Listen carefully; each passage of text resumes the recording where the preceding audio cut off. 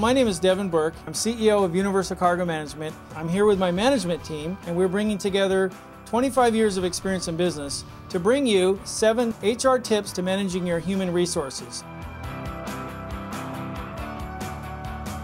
The topic for today is hiring and firing. Really the main key to keep in mind when you start your hiring process is to have the following in mind, and that is it's okay not to hire and not to rush into hiring, and sometimes it's better not to hire at all than to hire the wrong person. The main thing to start with is to really start with a job description and qualifications for exactly this position that you're hiring for. It's critical that you have this in writing so it's clear to you and clear to everybody else exactly what this position entails, exactly what are the tasks that need to be accomplished, and what are the qualifications in order to accomplish them. Scott, what are your experiences with that? My first corporate job. They warned me not to rush into it anyway because I was shorthanded and it was a lot of stress. I just needed help and brought in the wrong guy. And then we had to let him go in a few months, and now you got to start the search over again. And the whole time he's there, you're still shorthanded because he's no good to anybody. So I know it's tempting if you're under a lot of stress to just get somebody in the seat, but it's a mistake. You really shouldn't go that direction. Once you have the job description qualified, then that's when you actually start doing your posting, because until then you're not clear on what you have to do. So once the resumes start pouring in, how do you start screening them? How do you sift through them?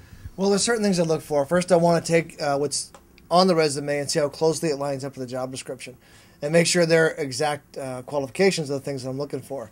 Now, that isn't the only thing I look for, but it's definitely an indicator of whether they have the experience or not. I am wide open to hiring people with no experience in the area if I can see other things that impress me about them.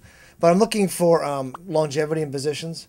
I'm looking for gaps in employment. If they were unemployed for 3 or 4 years at a time, there may be an explanation for that. There may not be. Get them on the phone and just ask them, why were you unemployed for 4 years? What happened? Maybe you're raising a child or something. I didn't want to work for 2 years. Short periods of time at jobs. If they got 7 jobs and they're a year at each one, I'm basically not going to call. There's a reason they keep moving from job to job, and I don't want to be the next 1-year adventure for them. Didn't like those jobs. So we're looking for some consistency and for a growth in their employment process. So if they started at a low-level job, are they still at the same level 15 years later? Have they ever been promoted? Are they doing something different? Have they grown at all?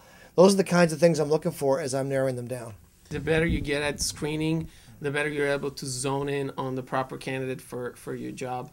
The next thing is you want to have multiple interviews, and you want to make sure that the people who are actually involved in working with this candidate are actually interviewing or part of the interviewing process. What are your experiences with that?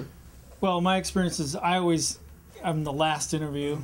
So as the leader of the company, you want to make sure that it's screened down to the final people.